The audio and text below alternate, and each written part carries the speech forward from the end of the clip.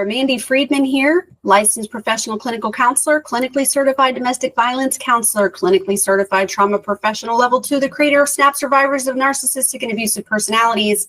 I'm here with Sarah Morehart, who's a therapist at Claremont Mental Health. In today's video, we're going to be identifying songs and lyrics of Taylor Swift's that we feel refer to relational trauma. Relational trauma refers to traumatic experiences that occur within the context of relationships. And an important disclaimer to make is relational trauma is an experience. And PTSD, the diagnosis of PTSD, can sometimes, but not always, result from relational trauma.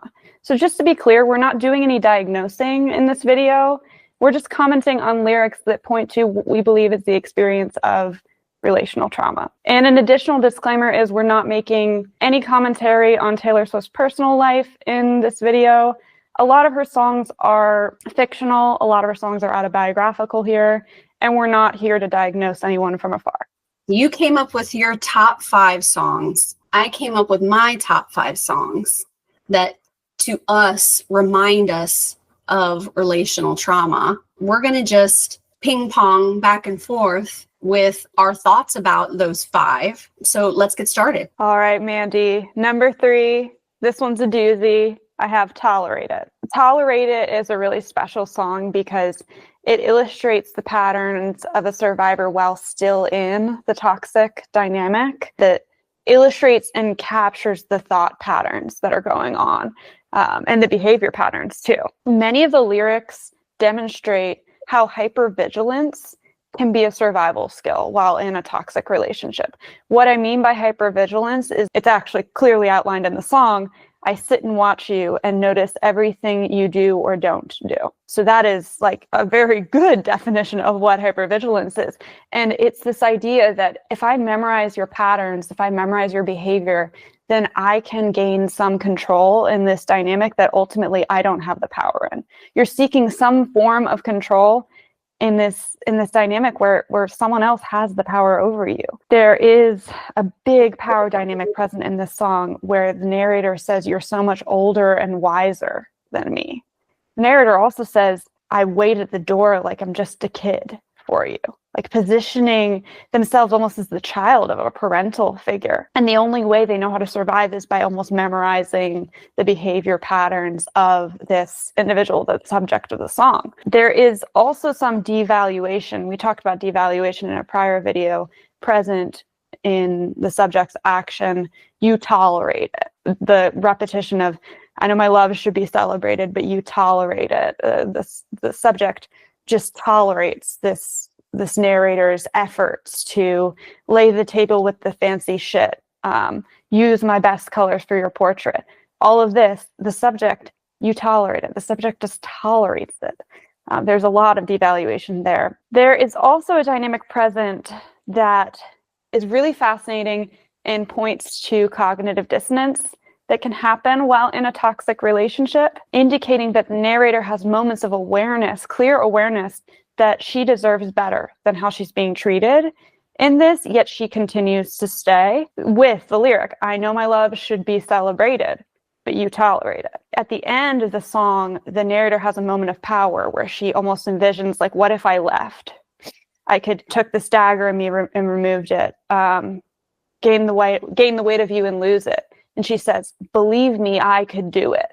She's saying, "I believe I could leave and leave us in ruins." But then by the end of the song, she returns to the lyrics that are at the very beginning of the song, which is, "I sit and watch you." So the song begins with the lyrics, "I sit and watch you," and ends with the lyrics, "I sit and watch you," which I believe really illustrates the cyclical patterns going on. You have this moment of thinking, "Oh, I could break out. There's all these issues with this relationship that I'm seeing. I deserve better." But then at the end of the day, you return to that pattern of, "I sit and watch you," that hypervigilance, because that's what's comfortable, because that's how you've learned the game and that's how you're in the game, and it's keeping you in it because you're trying to survive. Yeah. Wow.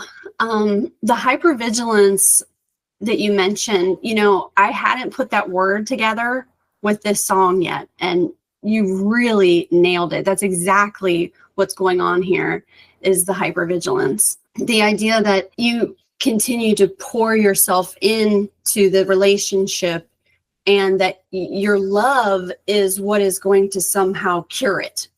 That if I just continue to love you better, if I dot all my I's and cross all my T's and use the best colors and use the fancy shit for the table, and I watch you and I monitor you, that somehow that's going to make a light bulb come on, and then you'll finally see me, you'll finally get it. But if someone loved me this way, I would celebrate it. If you put in the kind of effort I'm putting in, I would celebrate it. But instead, you're just seeming like you just tolerate me. Like you're like, ugh, oh, you painted my picture again. I say, ugh, and see you set okay, I guess we're going to have fancy dinner now. All right. Someone who just does not appreciate the things that you're offering in a relationship. But then, like you said, it's how do we get in that hypervigilant pattern to begin with, is the devaluation of our best qualities. Often abusive personalities, people that have abusive tendencies, take your best qualities and weaponize it. And so it almost makes you wonder if these were things that the narrator was made fun of for. Like what? Oh, you're going to paint a picture of me like you're a kid now?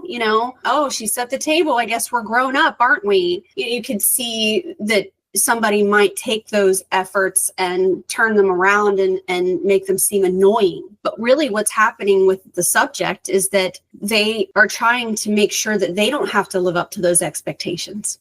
When an abusive person takes your good deeds and your efforts in the ways that you're trying to love them better, love the relationship to make it better, is they're basically gaslighting those expectations and saying, like, we don't have that here. If you think I'm going to put a nice dinner together for you for your birthday, you got something else coming, like this isn't what we're going to do in this relationship. So they're setting the tone that I, as the toxic person or the abusive person, I am not going to love you the way you love me. I'm shooting it down when you try. I'm acting like I don't notice it. Maybe I don't actually notice it, but I'm certainly not going to be reciprocating. And then you have the narrator who is continually trying to get that person to reciprocate if possible. Hypervigilance is an issue with relational trauma because things that are traumatic bother our nervous system and get us dysregulated. And when we don't have the tools, or if we are codependently enmeshed in an abusive cycle,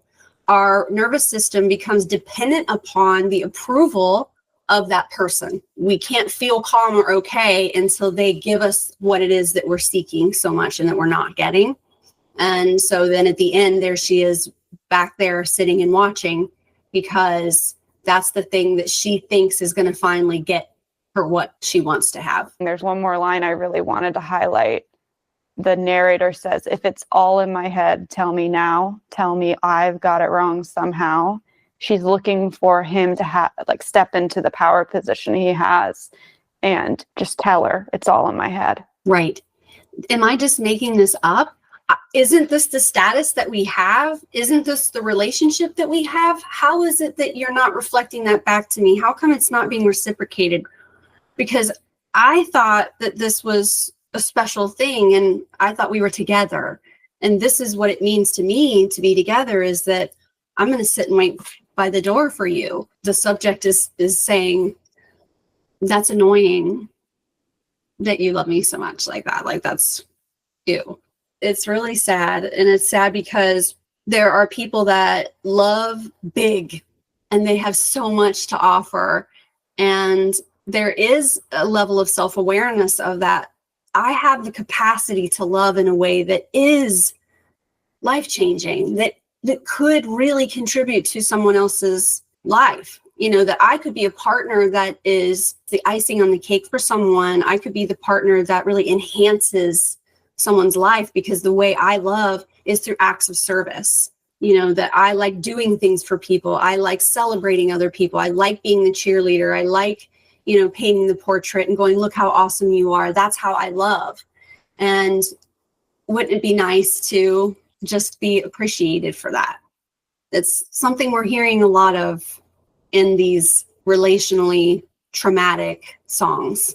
All right, Mandy, if we're done talking about this one, I want to hear your number 3. Okay, here we go. Mine is So Long London. Now we know that we are saying goodbye to London. That's true. But we're really saying goodbye to a person. This song really demonstrates for me the damage that is left and how you wind up being alienated from your own life. And the things that used to be yours are no longer yours. When you decide to end a toxic or an abusive relationship, or, it doesn't necessarily have to be a horrific relationship. It's when something that has defined you and become such a huge part of your life and is a part of your history and things that you've been familiar with is all of a sudden no longer your home. We hear that a lot in the lyrics of Taylor Swift, is that the person that she loves is her home, and then the home gets taken away. The first 10 lines of the song, I'm looking at 5 of the 10 first lines of the song. I mean, this is how much is in the song that is resonating with me. She's talking about carrying the weight of the relationship, carrying the weight of the damage of the relationship, how it's so unhealthy, and being in charge of the dynamic of the relationship. Like, if this is going to be healthy, I'm going to be the one that has to get us to work. What are our issues? How are we broken? If it's going to be fixed, I'm probably going to be the one that has to do it. When he starts to drift away, she just has to put in more effort to bring him back and hold him tighter. She's not going to let him just drift away. She wants to keep him and try to fix it. But that her spine was split from carrying them up the hill. She's doing all the work of trying to keep them together. She's doing all the work of trying to figure it out. She became weary. Her bones are weary. And caught a chill, and she decides that she's going to stop trying to make him laugh, stop trying to drill the safe, that she's trying to get into something that's locked away in there. There's so much effort going in here. She's doing a lot of work. And I would say that there's nothing in the safe, by the way. Y'all, just want to let you know. You can drill and drill, and you're going to be super disappointed when you get in there. There is nothing there. Thinking, how much sad did you think I had? I'm not just an endless, bottomless well of sadness that this is just going to go on forever and ever. At some point, this is going to break. At some point, how did you think that we're just going to continue this way? I didn't opt in to be your odd man out. Another theme we hear. Put my name at the top of the list. How is it that I'm your person, but I'm not your person? I didn't sign up to be the person who is over in the corner. I signed up to be your person. I founded the club that she's heard great things about. So there's always this, like, a little bit of there's someone else.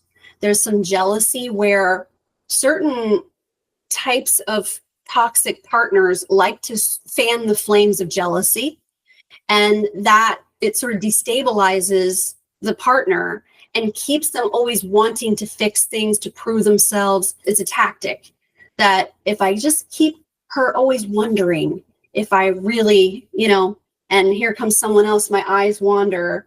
And it's a way that you can have two people competing over someone, and then that boosts the ego. But the fact that we're bringing up the odd man out, and that I founded the club that she's heard great things about. In other words, what's going on in the club is seeming from the outside like it's a great thing, but truly it is not a great club to belong to. I stopped CPR after all, it's no use. So all this work that I'm doing, splitting my spine, carrying us up the hill, I'm trying to revive the relationship. I'm working really hard, but the CPR isn't working and the spirit is gone. We would never come to, so it's dead. But I'm pissed. Now I'm pissed. Oof, hold on. As we go through the 5, like, we're going 5, 4, 3, 2, 1. Like, we notice that as we're getting closer to 1, the songs are getting even more kind of emotional, at least for me. So when we get to number 1, I might need the tissues. I'm pissed off that you let me give you all this youth for free.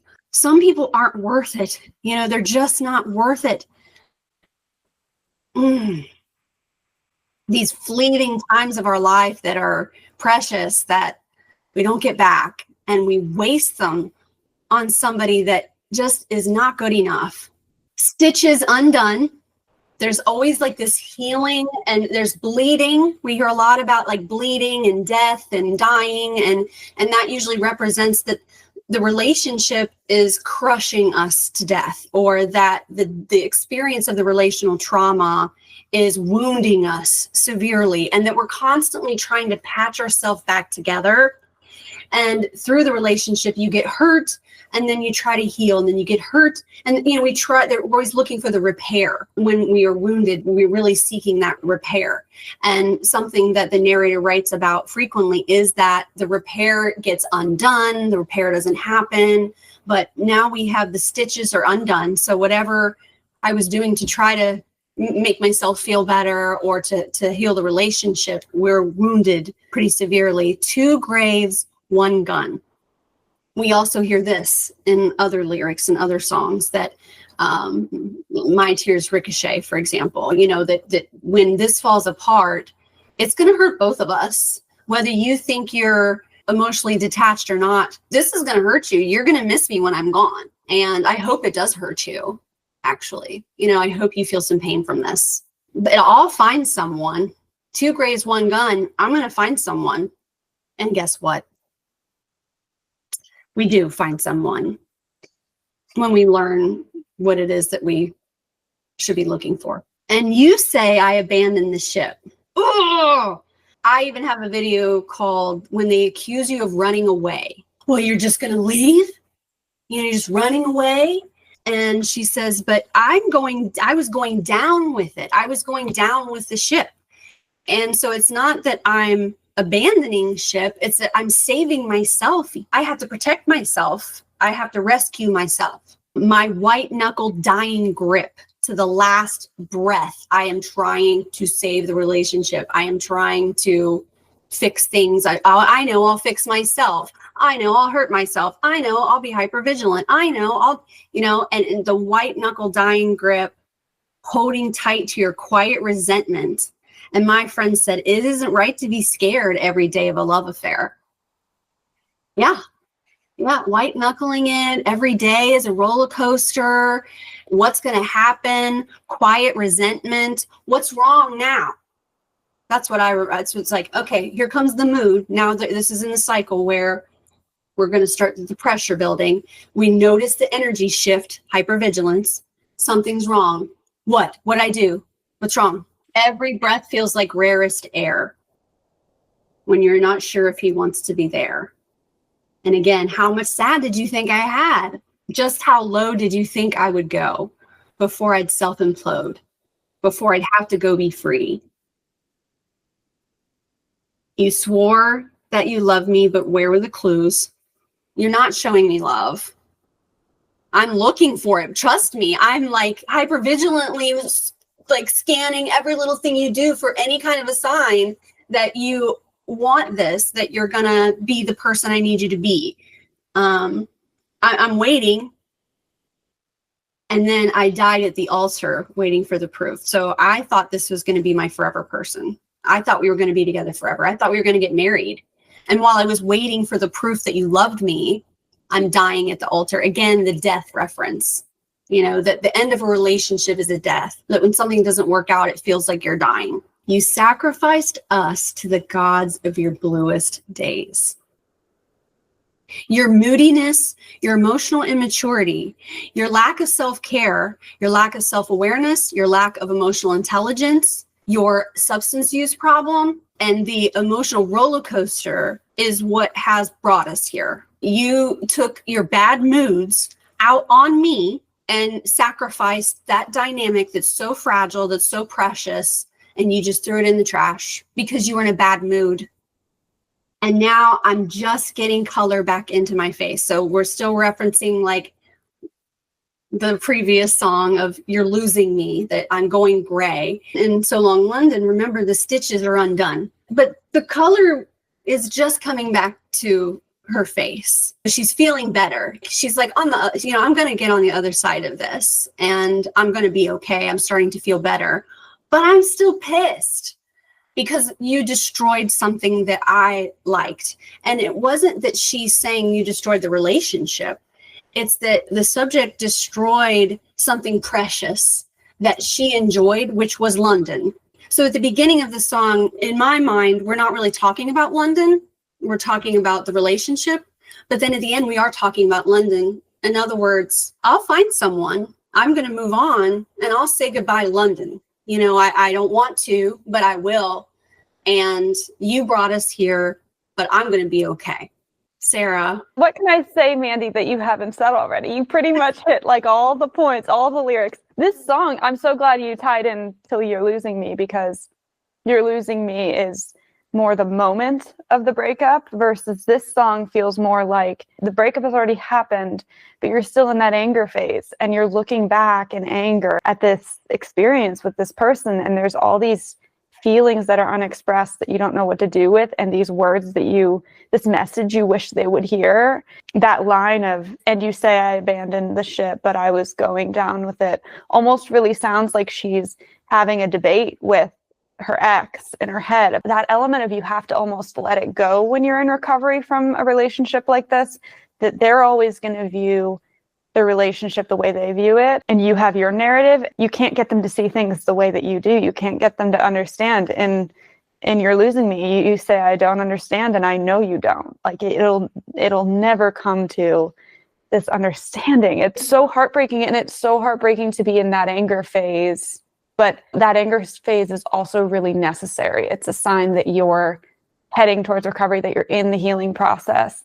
But what the consequence of it that you just pointed out, Mandy, is that anger and the pain that you went through, sometimes there's so much that relationship took away from you that you once enjoyed that you can't enjoy anymore, whether it's a town, an area of the country that you feel like it's just tainted or poisoned by this person. Or I think a lot of us can relate to like a song being ruined by an ex, even relationship. If your lives were super entwined, like how that taints other relationships in your life. There's a lot there in that song that is really worth digging into, and you dug into it thoroughly. Sarah, you mentioned anger, and that anger is part of the process. And that when anger is present, that's actually a positive thing because it's protective. Anger is when you're going, hold on a second, this isn't right. You know, what you're doing to me is not right.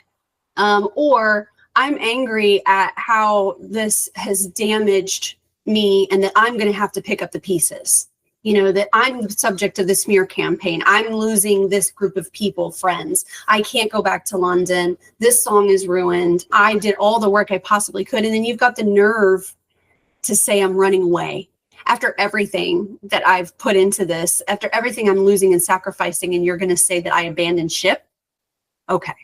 Being angry is sometimes a moment of clarity. Often our clients see anger as destructive, because it relates to conflict, and it's angry conflicts that cause the damage in the relationships often. So when a target or a survivor feels anger themselves, they often stifle it and push it down because they think that that's bad or toxic. You know, that anger is what causes damage because that's their experience. But that's not righteous anger. The anger that gets taken out on a target of abuse, for example, that is somebody who is purposefully inflicting harm in order to keep that person down, to oppress the person, to control the person, to make them afraid. And we can't equate the two together. They're not the same.